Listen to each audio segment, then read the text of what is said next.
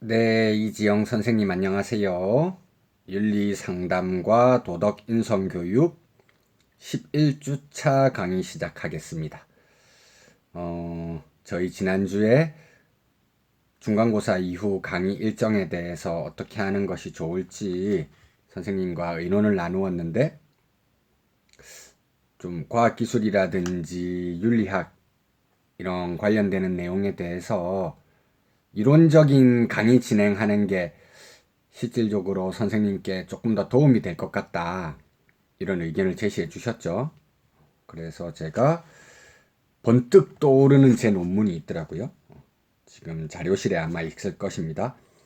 과학기술 시대의 새로운 윤리학의 필요성에 대한 연구, 부제는 거시윤리학의 관점을 중심으로 라고 하는 논문이고요.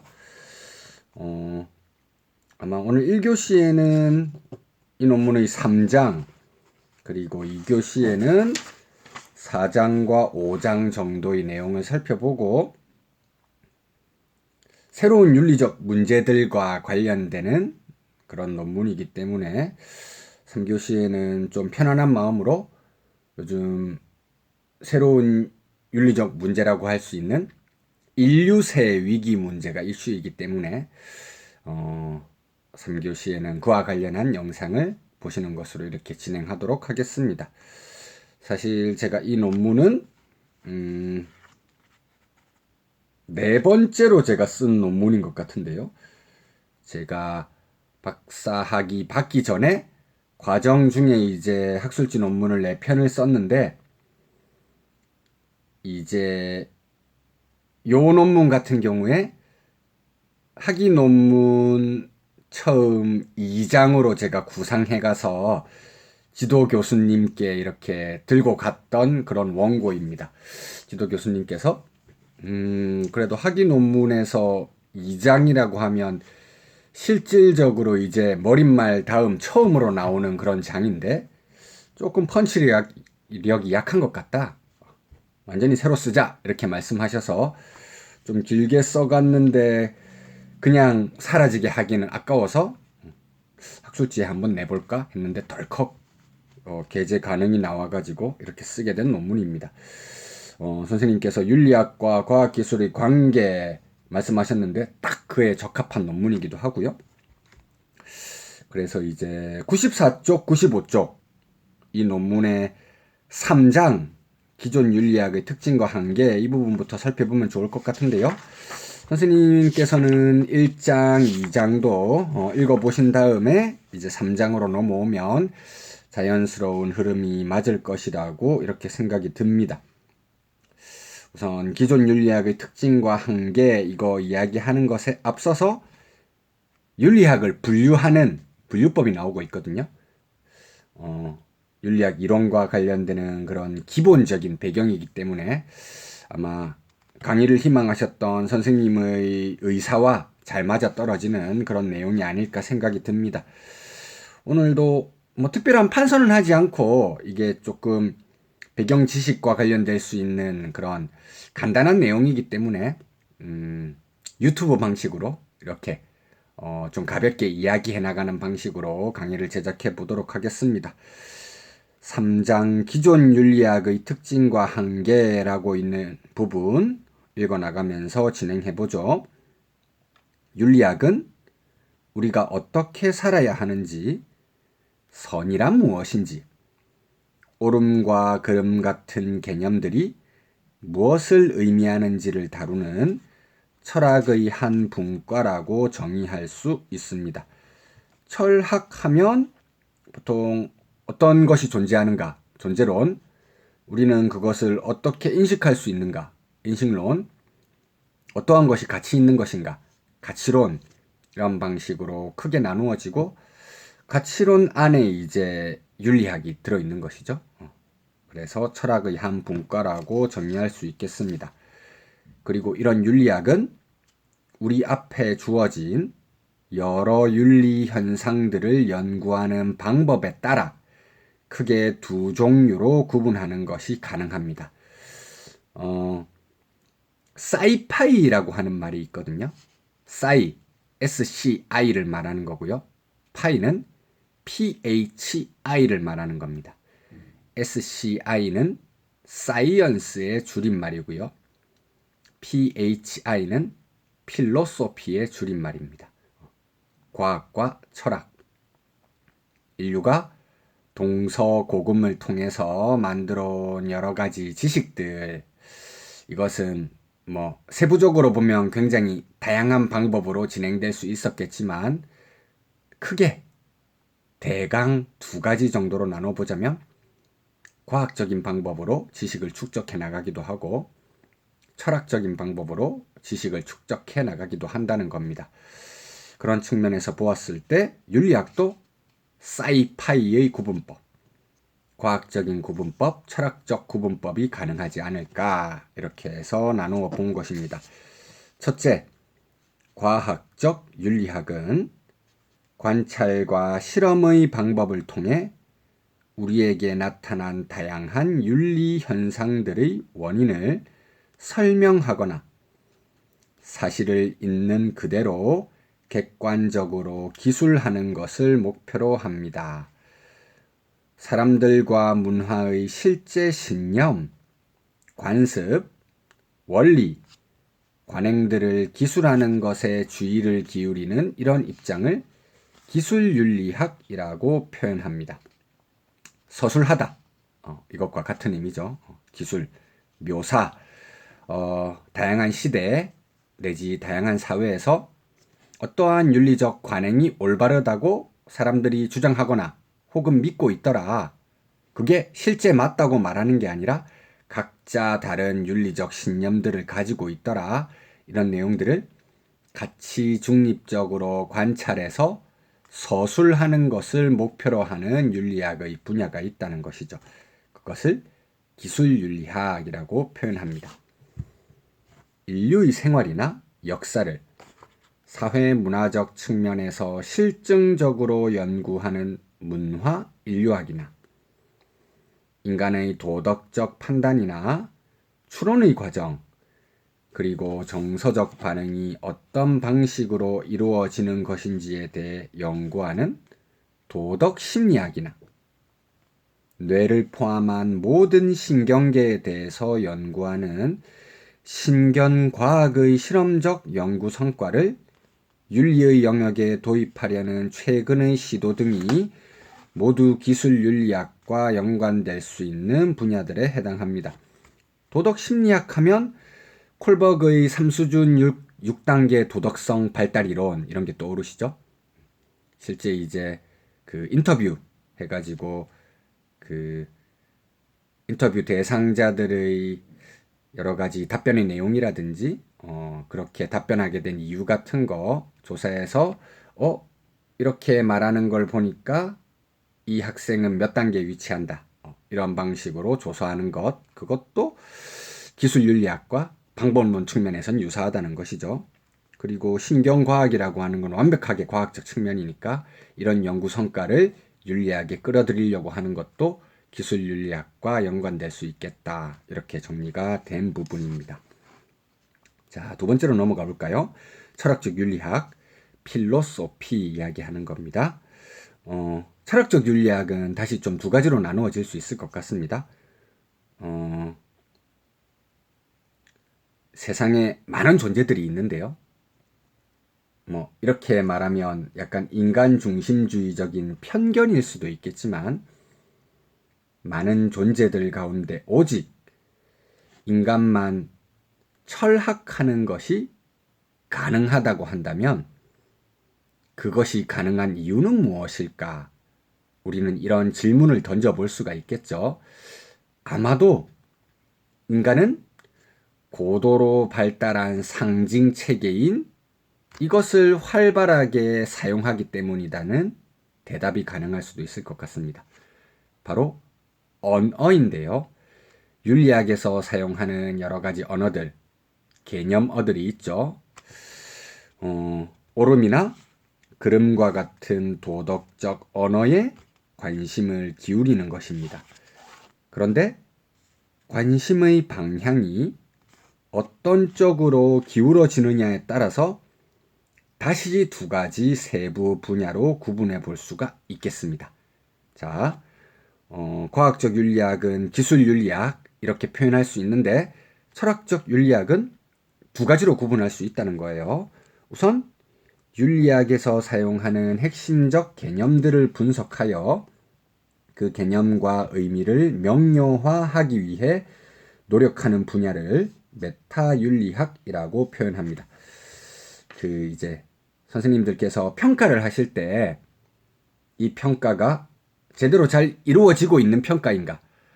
학생들의 특성을 잘 측정하고 있는가?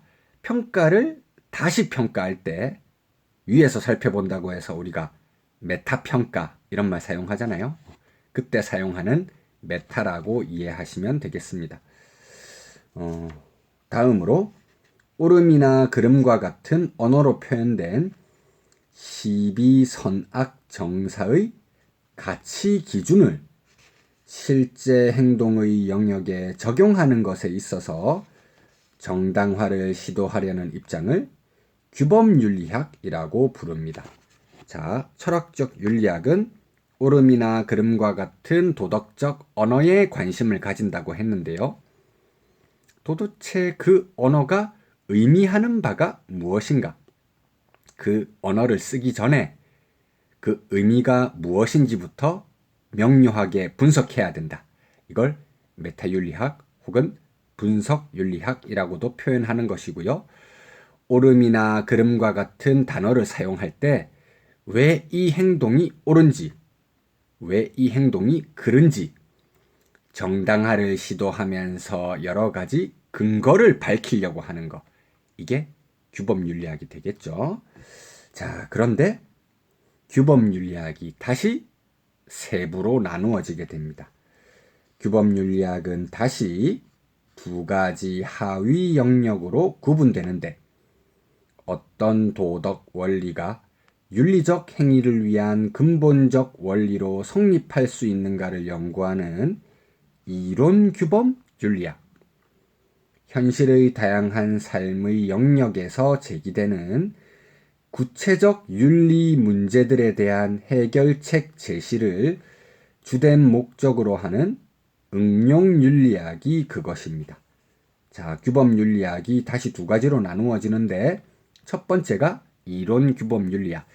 이게 아마 선생님께서 학부 때라든지 석사 때도 아마 이제 환경윤리 관련한 공부를 하셨다고 했으니까 아마 들어보셨을 겁니다. 칸트의 윤리 이론이라든지 공리주의 윤리 이론 이런 방식의 윤리 중에서도 거대 담론들이 있죠. 이게 이론 규범 윤리학이라고 생각하시면 되겠고요.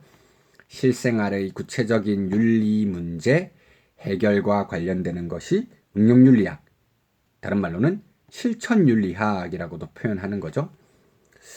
과학기술이 고도로 발달하다 보니까 전통 사회에서는 발견되지 않았던 새로운 문제들이 막 일어난다는 것이죠. 그렇게 하니까 그런 새로운 문제들에 대한 구체적인 해결책 제시해 주기 위한 응용윤리학이 생겨났다는 겁니다. 첫 번째로 이제 대두되었던 응용윤리학의 선두주자, 환경윤리학이라고 할 수 있겠죠. 과학기술 발달로 기후위기 같은 인간이 살기 위한 제반 조건인 환경, 이것에 커다란 문제가 생겨났다는 거 사람들이 경각심을 가졌기 때문에 환경윤리부터 시작해서 생명의료윤리라든지 가장 최근에는 지금 이제 선생님께서 관심을 가지고 계시는 AI와 같은 정보통신윤리, AI는 물론 그것보다 훨씬 더 발전된 모습이긴 하지만 다양한 응용윤리의 분야들이 각광을 받고 있다는 것입니다. 이상에서 살펴본 내용을 간단하게 정리하면 아래의 표와 같습니다. 자, 이 표는 간단하게 도식화된 거 한번 읽어보시고요. 위에서 제시된 분야들 가운데 규범윤리학은 그것이 가진 명칭에서 파악해낼 수 있는 바와 같이 규범성 혹은 규정성을 지닌다는 점에서 다른 윤리학의 분야들과 구분되는 특성을 가지고 있습니다. 규정성, 처방성이라고도 각주 10번에서 이야기하고 있는데요. 병원에서 이제 그 진료받고 나면 의사가 처방전 발급해 주잖아요. 약국에서 그 처방전대로 약을 처방받아서 복용해야 병이 완화되거나 낫는 효과를 기대할 수 있죠. 무엇 해야 한다고 지시하는 겁니다. 보통 규범윤리학은 이런 지시성을 가지고 있으니까요. 과학기술은 인간의 실제 삶의 직접적 과정들 속에서 행위의 결과로 만들어진 것이기 때문에 제가 이 글 속에서는 바람직한 행위를 인도하고 올바른 선택을 인도하는 기능을 하는 규범윤리학 분야에서 윤리학 특징을 고찰해 보고자 하였습니다. 다음 단락으로 넘어가서요. 윤리학에서 제기될 수 있는 근본적인 물음들에는 여러 가지가 있겠죠. 윤리학의 근본적 물음들 가운데 나는 무엇을 해야 하는가는 인간 행위의 문제를 다루고 있습니다. 96쪽으로 넘어왔습니다. 인간 행위의 옳고 그름을 평가해 줄 보편적 기준이 무엇인가에 대해서 탐구하고 도덕적 당위는 어떤 것인가에 대해 관심을 가진다는 점에서 이 질문에 대한 해답을 찾는 입장을 우리는 의무윤리라고 할 수 있겠습니다. 자, 지금부터 논의하려고 하는 기존 윤리학의 특징은 주로 의무윤리의 입장과 관련되는 것이라고 생각하시면 되겠습니다. 그리고 여기서 이제 공리주의는 제외됩니다. 아마도 칸트의 의무론과 좀 직접적으로 연결해서 생각하시면 선생님께서 이해가 가장 편리할 것 같습니다. 이제 기존 윤리학이 가지는 특징, 이게 현대 과학기술 시대의 새로운 윤리 문제 해결하는 것에는 일정한 한계가 있다. 지금 3장에서 이것을 밝혀보려고 하는 겁니다. 단일한 윤리 이론이라 할지라도 그 속에 여러 가지 이론적 특징과 속성이 존재할 수 있는 것이 사실이지만 기존 윤리학의 전반적인 경향 속에서 비교적 공통적으로 나타나는 주된 특징들이 존재한다는 점을 발견할 수 있을 것 같습니다. 기존 윤리학은 대체로 세 가지 특징을 가지는데요. 첫 번째, 현재 근접성 중심의 윤리. 두 번째, 심정, 의무 중심의 윤리. 세 번째, 개인, 인간 중심의 윤리라는 이론적 특징을 공유하고 있습니다. 그리고 이런 특징으로 인해서 기존 윤리학은 현대의 새로운 윤리 문제 해결에 여러 가지 한계점을 노출하는 것 같습니다. 자, 이 각각의 내용을 하나씩 살펴보면 될 것 같은데요. 첫 번째로 현재 근접성 중심의 윤리에 대해서 살펴보겠습니다. 시간적으로는 현재, 공간적으로는 근접한 거리, 여기에 머물러 있었다는 것이죠.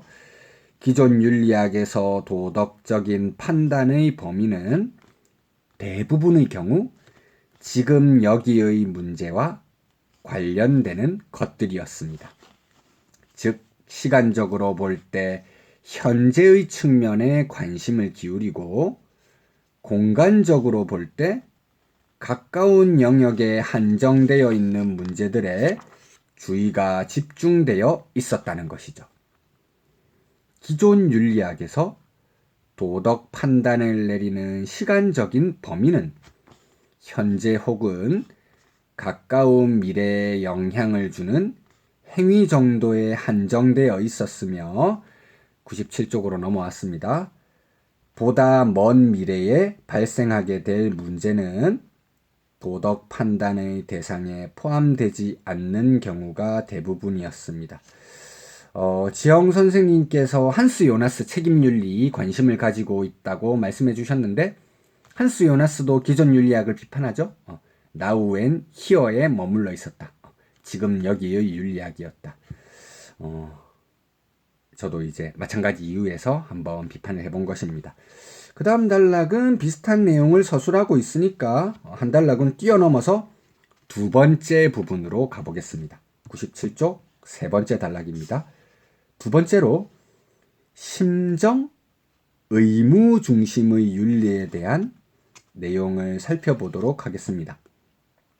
쉽게 이야기해서 크게 윤리적 행위의 평가 기준, 동기로 볼 것인가, 결과로 볼 것인가, 이렇게 크게 두 가지로 나누어 보자면, 기존 윤리학은 대체로 어떤 동기를 강조하는 동기주의적인 성격을 가지고 있었다.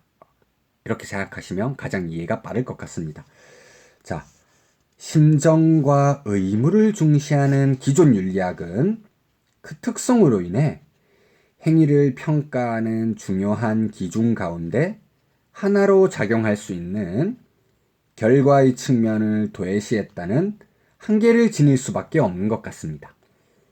우리의 삶에 실질적 영향을 미치는 것은 행위의 결과임에도 불구하고 기존 윤리학이 심정과 의무만을 강조하는 이유는 현대사회 도래 이전 인간 행위 능력의 범위 아래에서는 선한 심정과 의무를 따르는 결정에서 행해진 행위만으로도 도덕성을 확보하는 것에 문제가 없었기 때문이라 평가할 수 있겠습니다.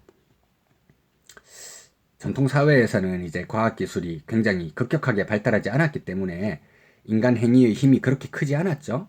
그래서 어떤 의도를 가지고 행동했느냐, 이것에 따라서 판단하는 것이 수월했다는 것이죠.